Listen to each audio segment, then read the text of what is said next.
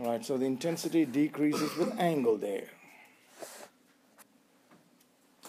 Now, that was about interference. Now,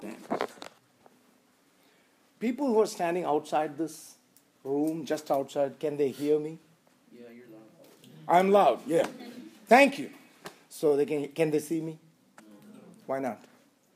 Wait. If they can hear me, my sound waves are reaching their ears. Duh. That's why they can hear me. So if they cannot see me, then the light reflected off my face or my body is not reaching their eyes. Right? Which means sound is able to bend a lot more than light. Well, it can also go through materials, right? Sound. You have a point, yes. Now, let's assume for the sake of this example that sound is not going through the material, because he has a very good point. Why does sound bend so much compared to light? What's the essential difference between I almost gave it out. Between sound and light? Sound can't. No. Well, it has something to do with speed and it slipped out of my mouth, but Sound. no, not that sound is longitudinal and light is transverse. That's not the difference. Sound can't act as a particle, so it can't. No, you're trying, but no. Is it the air temperature? Mm-mm. Sound has a much bigger wavelength than light. The bending depends on the wavelength. Bigger the wavelength, bigger the bending. Sound. Does anybody know the speed of sound in air? It's about, depends on the temperature, 350 meters per second. Is the temperature affected the refraction? So, we'll come back to you. 350 meters per second is the speed of sound. Come on. Sure, yeah. And if the frequency is given as, let's say, 500 hertz, can you find its wavelength? Yeah. Go ahead.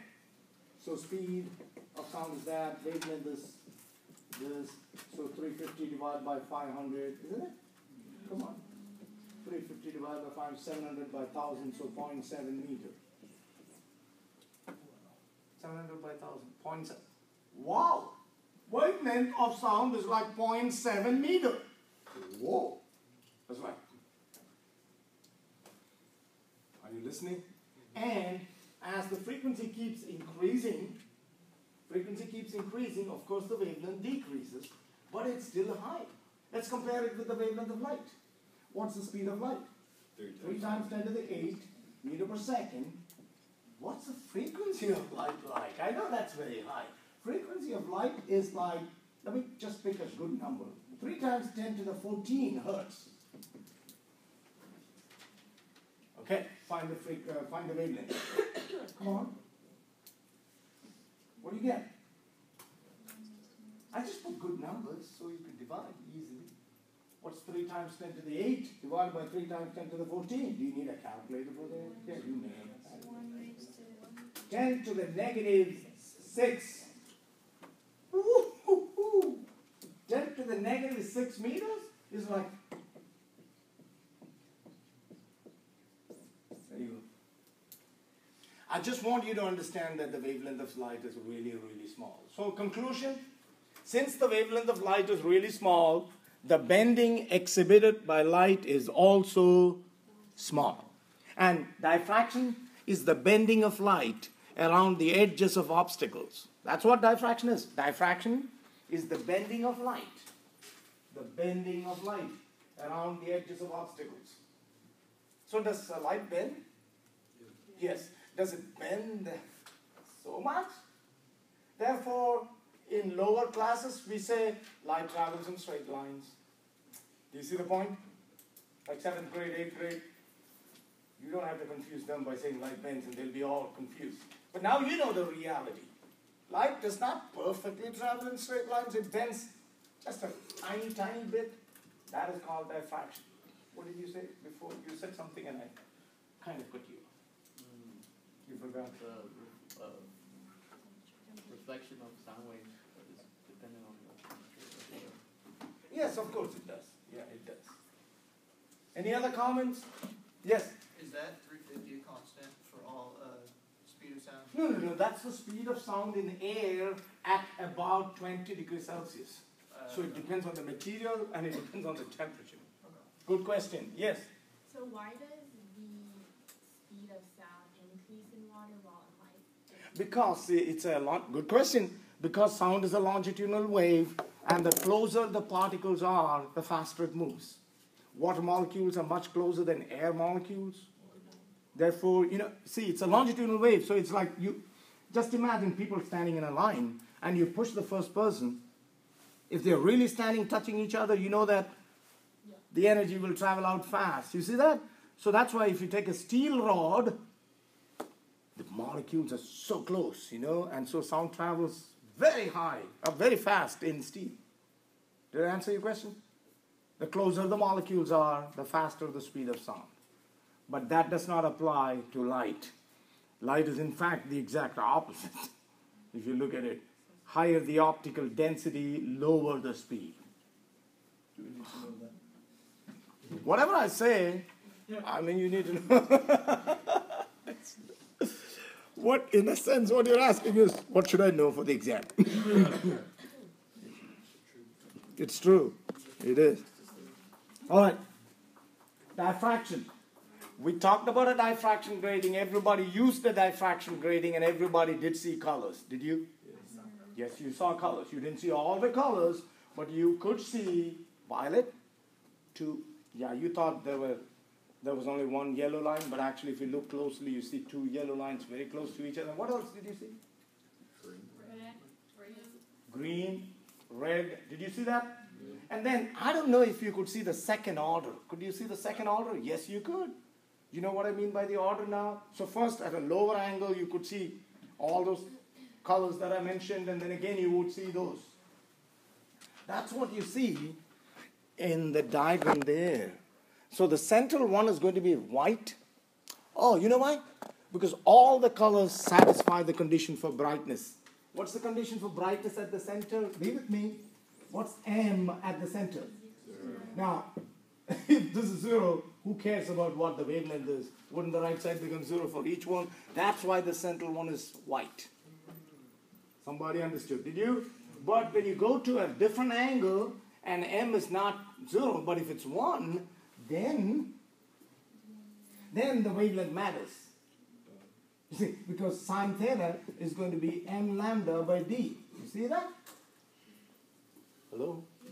So now, you know that the wavelength of violet is less than the wavelength of red. Do you? Yes. So if you put 1 times the wavelength of violet, you're going to get violet first, then you're going to get indigo, blue, green, yellow, orange, and you're going to get red at the end. Is that how the picture is? Yes.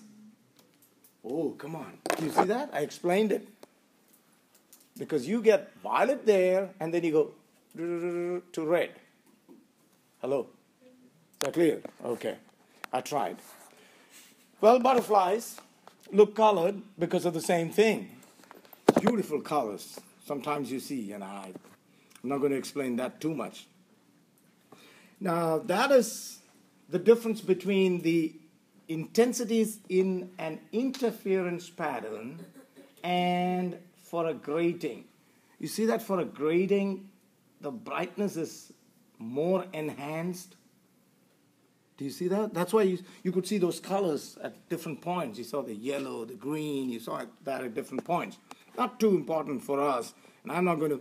Again, here the path difference is d sine theta. We will not go into all that. But the last thing that I want to say about this one is... I don't even want single slit diffraction there. You know, that is more than university physics sometimes. Now, we've all heard about resolution in pictures. It's funny how the resolution keeps increasing. The first digital camera that I had, what was the resolution? Was it 1 megapixel? Something. Now we are hitting 32 and 50 and all that, you know. Like, it's kind of 12, 15 is kind of the base now, megapixels. So what is that? What is resolution? Let me bring it out in a new way. I want you to look at the two dots here on the board that I'm putting up. Two dots. I'm trying my best. Let me try this.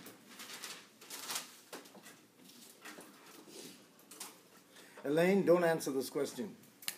Ruby, how many dots do I have on the board? 1 or 2? Ruby? Well, from what I can see or from What you can see? 1? 1. Elaine? Now she sees 2, you see 1. Now she sees the 2 dots resolved. I want you to understand what resolution means. Means you can see them as separate. But she cannot because her distance is bigger.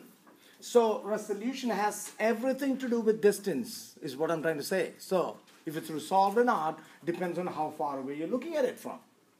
So if you keep that in mind, when we look at the stars that are light years away, have you heard of light years? Distance traveled by light in 1 year. Now you need to really understand that. We are so far away, so if 2 points on a star are resolved, that would mean that they're really farther apart. Is anybody getting it? See, because for her, she would see these 2 as resolved, wouldn't you? So the bigger the distance, the more the distance between the 2 spots to see them resolved, is what I'm trying to say. Stars are so far away. So if you want to see 2 points as separate, you need to really have those 2 separated when you look at it through a telescope. So now I'm talking about the resolution of an optical instrument. Now for you, what's more important is the resolution of a microscope. But the ideas are the same. You need to see them resolve. Now for the human eye, because I started it this way, for the human eye, let me draw it a little bit further away. And if the person is looking from here, okay, you can join these 2 points to that person's eye. Wouldn't you get an angle there? Well, let me draw it this way so you understand. Wouldn't you get an angle there? If this angle is 1 minute or more, what did I say? 1 minute is 1/60th of a degree. You know what degrees are, right? You know that this is 90 degrees, don't you? So you have 90 degrees, and each degree is divided into 60 small parts. That is a minute. Isn't that a small angle? Yes. It is. So whatever you're looking at, if the angle at your eye is 1 minute or bigger, you would see them as separate. This is called the limit of resolution of the human eye. Limit of resolution of the eye. What's the limit of resolution of the eye? 1 minute. All right, to make it clearer, let me just assume that Ed has a limit of resolution of half a minute. Just an example, okay? Now this is my question. If she has a limit of resolution of half a minute, does she have a higher resolving power or a smaller resolving power? You got to think before you answer that. So I'm trying to say that for her, even if the angle is 0.5 minutes, she will see them as separate. Isn't that what I'm saying? Mm-hmm. I already gave the answer out. Does she have a higher resolving power or a lower resolving power compared to the 1 minute people? Higher. So now you understand, resolving power is the reciprocal of the limit of resolution. Resolving power. So lower the limit of resolution, higher the resolving power. There's no other way to bring this out. Smaller the limit of resolution, higher the resolving power. That is really important conceptually. All right, now take a look at the screen. What is diffraction again? Bending. Slight bending. Because of slight bending, you're going to have, look, if you have 2 sources, hey, wait, what is monochromatic light? One color means one wavelength. Monochromatic means single wavelength. Monochromatic light passes through a circular aperture, producing this diffraction pattern, okay? Do you see the diffraction pattern? I don't think you do. Watch carefully. Do you see the central bright one? Then you see dark and bright edges. Watch carefully. You can. But actually there are 2 here. They are not resolved. What about this? Aren't they resolved? Yeah, you can see them as two. What about this? Are they resolved? No, we will not. So now there is a point. Some are like, well, they are resolved. Some are like, no, they are not. So when do you say that and two images are resolved? Watch. I can only make it as easy as I can. You remember the diffraction pattern like this? Central bright, and then you had another bright and decreasing. Hold on, watch it carefully. That is the diffraction pattern of one of them. Let's assume that the diffraction pattern of the second one is like this. Okay. I had to get that on it. Failed. No, still failed. This is a total fail now. We forgive you. Okay. If it is this way, we will say it's resolved. Which way? Do you see that the central maximum of the red is exactly coinciding with the first minimum of the blue? I'll try to say that again. Isn't it this the central maximum of the red? And I'm only drawing one side, to make it easier for me. So the central maximum of one should at least coincide with the first minimum of the other. It's like, imagine they are slipping like this. So the fingers are the maximas, and then the gaps between are the minimas. So are these resolved? No. So, yes. Are these resolved? Oh yeah, much more resolved. That's the minimum. See, okay. These are not resolved. What about this? Not yet, because they've not slipped enough. I'm trying my best. A little bit more. Not yet. What about this? Yes. I'm trying to say that the central, they should slip so much so that the central maximum of one must at least be placed on the first minimum of the other. Let's see if a slide can give you that picture. Okay. It doesn't give you the slipping pattern, it just gives you a formula. Good. We're talking about circular slits because microscopes and telescopes, how is the slit usually? How is the opening? Circular. And all you need to know is for a circular slit, theta should be equal to, you see that formula, 1.22 lambda by d. 1.22 lambda by d. Remember that. Theta is equal to 1.22 lambda by d. I'll explain it. Theta is the angle, lambda is the wavelength of light, and d is the diameter of the diaphragm, the diameter of the aperture.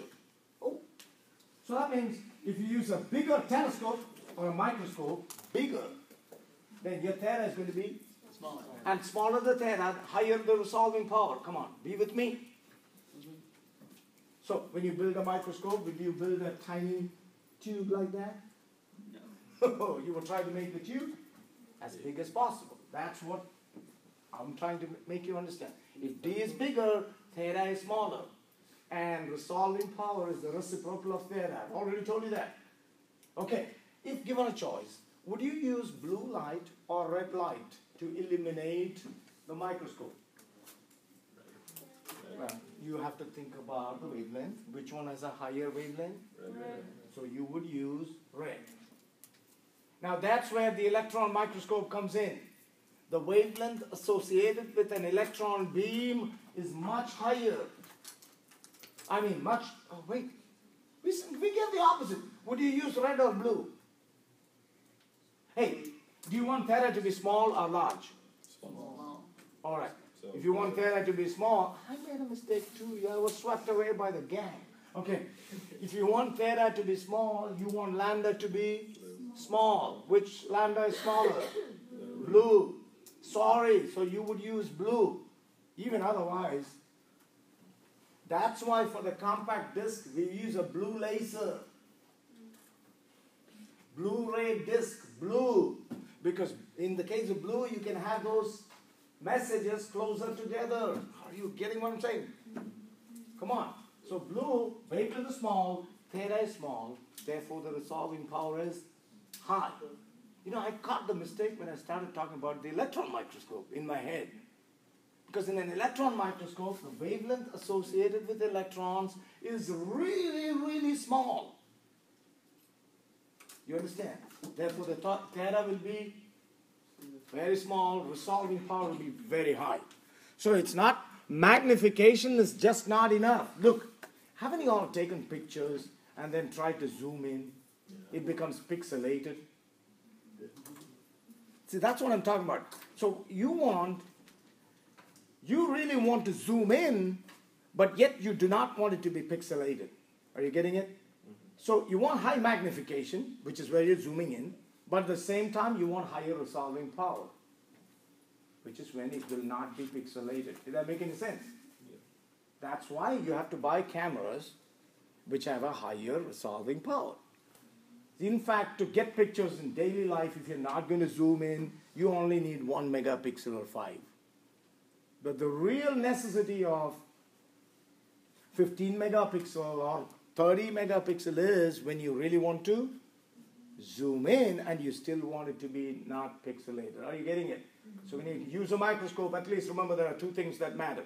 Not just the magnification. You want highest magnification, but you also want highest resolving power, highest resolution. Got it? Whew. That's all. That's all I wanted to say. Yes? I'm sorry, I probably missed this, but what does the 1.22 stand for? It's just a number given. Okay. And see, because you asked, you know, we talk about circular apertures, isn't it? You remember that with circular apertures, we always have this pi? Yes. Area of a circle, pi r squared, circumference is 2 pi r. So the pi comes in the same way. If it's a circular aperture, that's when the 1.22 comes in. If it's a rectangle, don't write this down, you don't need it. If it's a rectangular aperture, the formula is actually only lambda by d. Just because you asked. And why don't you need it? Because microscopes usually have, or telescopes. You know what I'm saying? So, but you asked, so I'm saying, if it's rectangular, the formula becomes lambda by d. So the 1.22 comes in because of it being circular. Now, polarization of light is really a very interesting fact. Okay, they're talking about resolution and all that. So bubbles we did. Oh, the part that I missed is trying to explain why a soap bubble appears colored in sunlight. I missed that part. Now, which is the phenomenon that we're going to use to explain it? Okay, so sorry, I have to go back to interference. We did interference, we did diffraction. Resolution is based on diffraction, right? So you're on the same page. Now we're going to go back to interference because their slides were arranged like that. Let me put it on that, on them. But it's easy. It is easy, but yet it's interesting. Watch. Clear your heads and watch. All right. What about mirage? Mirage is total internal reflection. We'll talk about that after this. All right, so you're watching from here. Let's assume that this is a thin film of something, maybe oil. Oh, the way they've drawn it, there are three materials. So this is air, N1 is air. N2 is like a thin film of oil, and N3 is water. Did everybody get that? If you put a drop of oil on the surface of water, wouldn't it spread out? So that's the scenario that they're showing, okay? And light is falling on the film. Where's my hand? Wow, okay. Light is falling on the film. See the ray of light? When it hits here, two things happen. A part of it is reflected, and a part of it is refracted. Everybody got that? The refracted part gets reflected again. Actually, it will also get refracted some more, but by that time, the intensity will be really small, so that's why they have not drawn it, okay? So the refracted part again gets reflected and then refracted. Come on. So you're looking from here, and the rays that reach your eyes or your eye are parallel. Do you see that they are? Come on. And isn't there going to be a path difference between the rays on reaching your eye? Really, look at ray 1. Some have lost their concentration already. Ray 1, how is it? It's going from here straight into your eye. What about ray 2? Here, down through that material, back again, and 2. Come on. So which one traveled a greater path? What a silly question. 2. And, excuse me, we are not going to find the path difference exactly. We're going to approximately find the path difference, okay? Approximately. If the thickness of the film is T, isn't the path difference approximately 2 times T? Did anybody understand? See, I'm saying approximate because there's an angle. We're not considering the angle. We're assuming that you're looking from straight above. That's when this becomes like straight back up to you. See that? So what's the path difference? Well, no. Well, no. You have to remember, the path difference in air is not the same as path difference in glass. Where should you give more credit?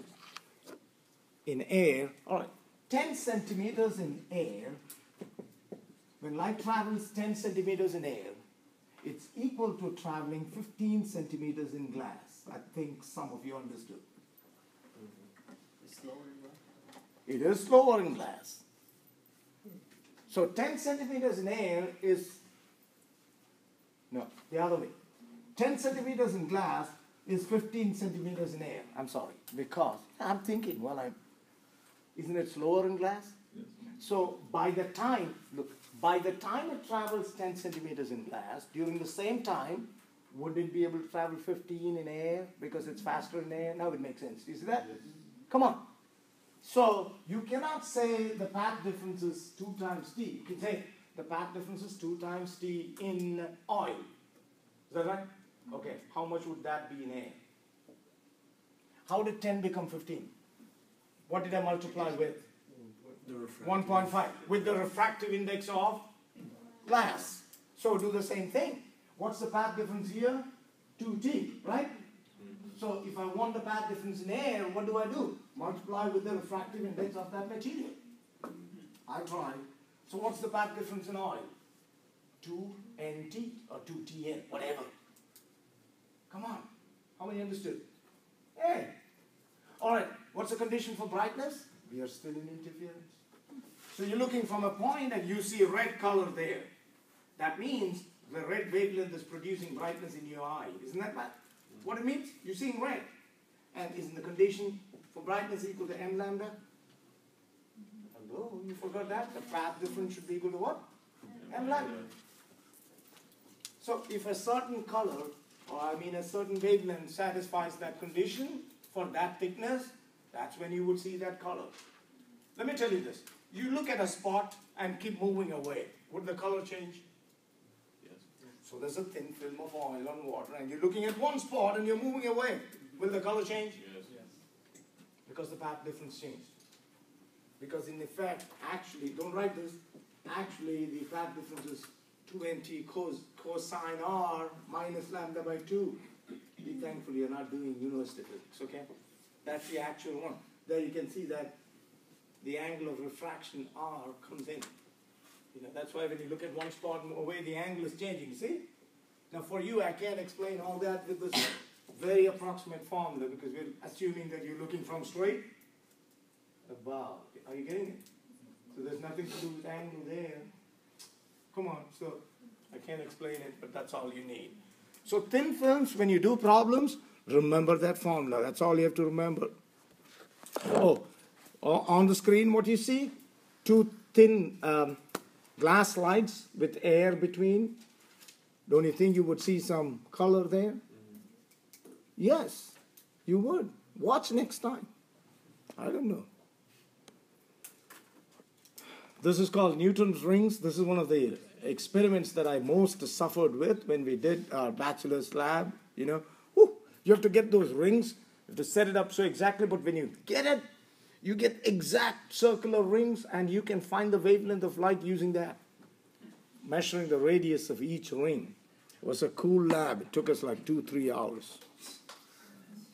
All right, that's the end of interference. Now the only part that remains is polarization. Would you kindly listen to me for polarization so we can knock this off? This is the last part I'm going to teach. So I'll teach it with more vigor than ever before. No, that would burst your eardrums. You know, look at the 2 pictures. will be soon done. This will be like in 10 minutes, polarization. You have a little, two formulas. You know, this is taken without a filter.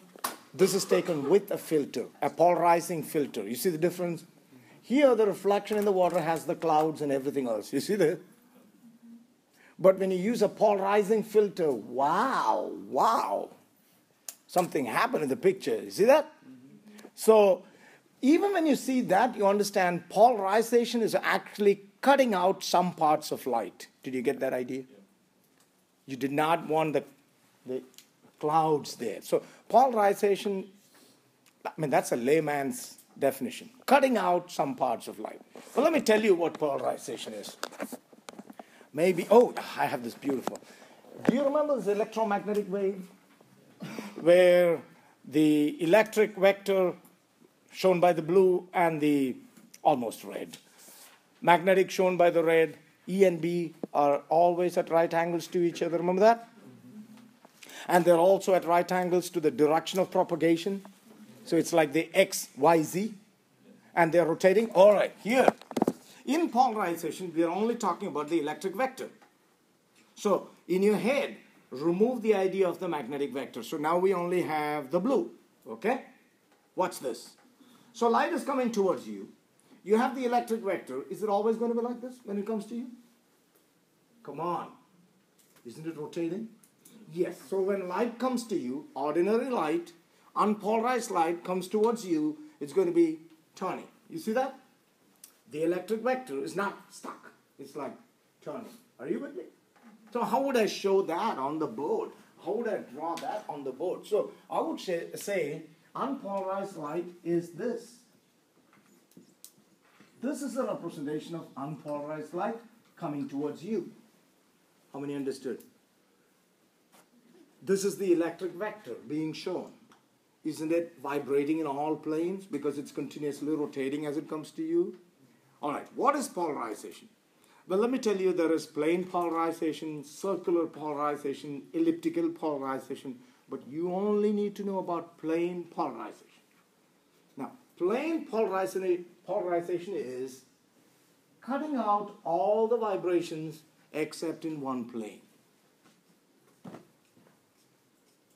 Did you hear me? Did I say first that polarization is like removing some parts of light? Now I filled it up. So how would I show polarized light? That's polarized light. That's unpolarized. This is polarized. What's the difference? Here you have vibrations in all planes. Here you have vibration only in one plane. Now how can you do that? Certain materials, it's amazing. To talk about a crystal of calcite. Have you heard of a calcite crystal? It's transparent. And it is a transparent crystal, but this is interesting. Watch. If you take a calcite crystal and look at a flashlight bulb through that crystal, assume this is the crystal, okay? Excuse me. Look at the bulb of a flashlight, lit up, of course, lit up. And you rotate it, you would see no change. So, okay, because it's a transparent crystal. But you take another calcite crystal, now you have two.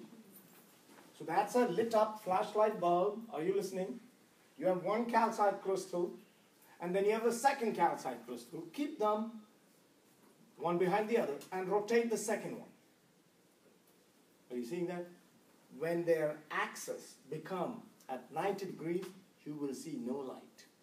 Wait, did I say both are transparent? Yeah. They are. Well, that's amazing. When you go to the lab today, I'll show you what polarizing films are. Because you will see, I'll take two films, I'll rotate one of them, you would not be able to see anything.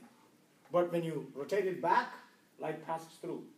Now tell me what happened when it passed through the first calcite crystal. What happened?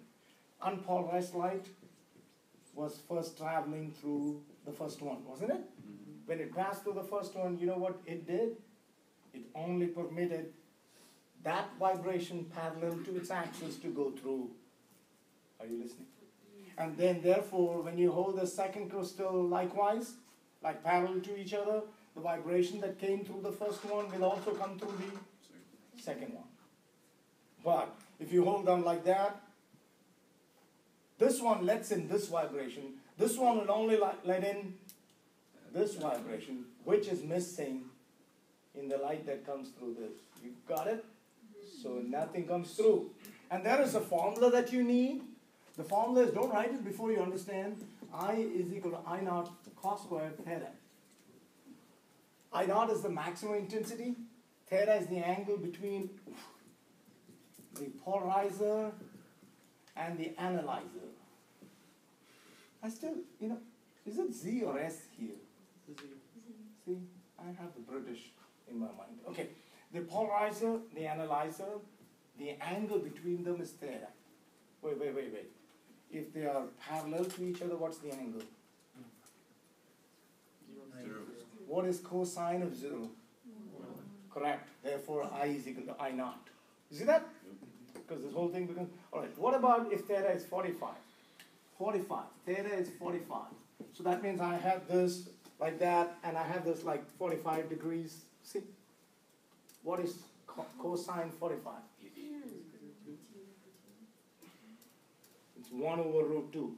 Yeah, square root over 2 over 2 is also the same. It's 1 over root 2, same thing. What's the square of that? Just going by what some of you said. Didn't you say this? Yeah. What's the square of this? 2 over 4, right? Which is half. Come on now. So if you hold them at 45 degrees, when you take this, you're going to get I is equal to I naught by 2. Did you understand? You're going to get half the intensity. All right, let's go forward. What if theta is 90 degrees? What is cosine of 90? 0. Therefore, no light comes through. Got it? Yes. So now you know the terms. I is the intensity of light coming through the analyzer. I naught is the maximum. Theta is the angle between the analyzer and the polarizer. Is that clear now? Okay. That's one that you had to know. One formula that you had to know. All right. Oh, they had all the slides on this, and I was using the board. All right. Because it's there, let's understand this. Watch. Is this unpolarized light? Yes. This is a polarizing filter. Do you see its axis? And you see the direction of polarization? Come on. That's what we were talking about all this time. And then this we have described. If you hold them at 90 degrees, you see nothing. Do you see the dark portions here? You're going to see that in the lab when you get there. All right, that's where they gave the formula, and I think I wrote it to you. Last part. Take a look at that diagram. Take a look at it. 1 minute. I think I should ask questions like that, Give a diagram. Explain the diagram. All right. Can you explain the diagram? You think it's going to be easy, but it's a... Come on. What do you see? Do you see air and glass? So light is passing from air into glass. Do you see that? What kind of light is that? Unpolarized. That's why there's vibration in all planes. But when it hits here, part of it is reflected and part of it is refracted. But did you notice something? Did you notice that this has... Now, to continue the story, you know that anything at an angle can be represented along the x and the y. Did you know that? You can break any vector into two components. So what is done is, unpolarized light, although it's in all planes, you assume that it's along the x and the y. Only along the x and the y, okay? Now look at the reflected light. Do you see both?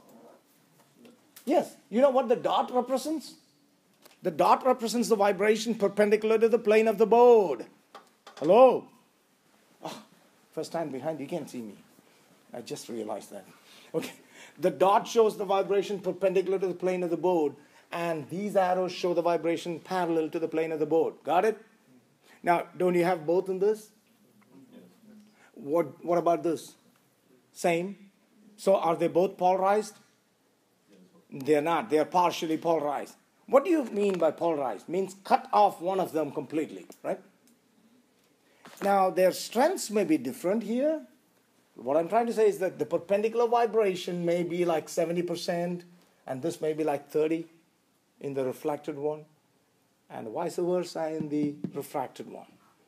So the important thing is if you change the angle of incidence, the amount of polarization changes. If you change what? The angle of incidence, the amount of polarization changes. That's the important thing. So if you increase or decrease, you're going to, and there comes the formula. Change the angle of incidence. So all you have to write is this. The amount of polarization depends on the angle of incidence. Can you write that? The amount of polarization depends on the angle of incidence. Like in my example, I said 70 and 30, correct? If you change the angle, it might become 80 and 20. You see, it's getting more polarized now, 80 and 20. Change the angle, it becomes 90 and 10. Are you getting it? And then if it becomes 100 and 0, then you know, completely polarized. You got 100 and the other one is 0. Okay. For every material, there is a particular angle of incidence, which is called the polarizing angle.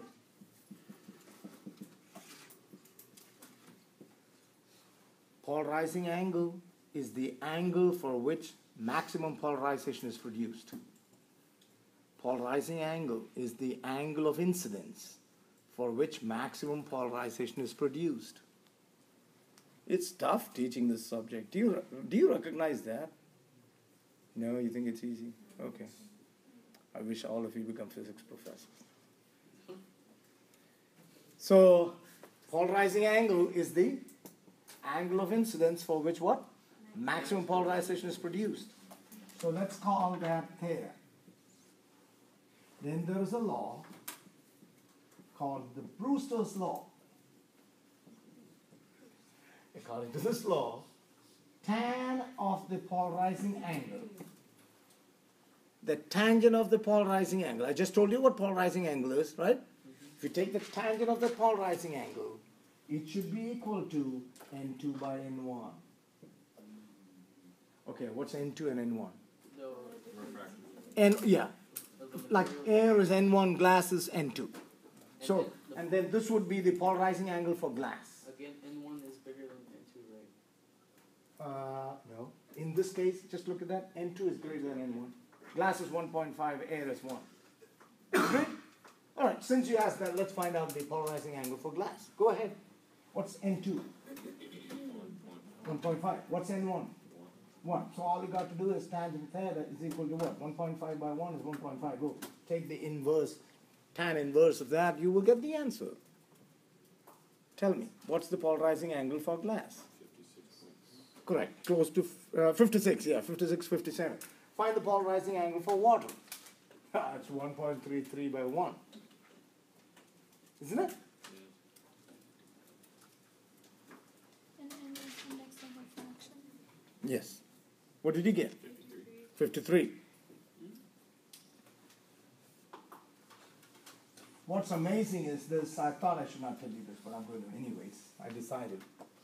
When light is incident at the polarizing angle, if light is incident at, let me call it theta P, to show polarizing angle, the reflected and refracted rays will be exactly perpendicular to each other. When light is incident at the polarizing angle on any material, the reflected and the refracted rays will be exactly at what? 90 degrees. You can actually prove it. Do you want me to prove it? No. Wow, what a great interest. It's like, do you want to study anything? No. Do you want an exam? No. Can we go home?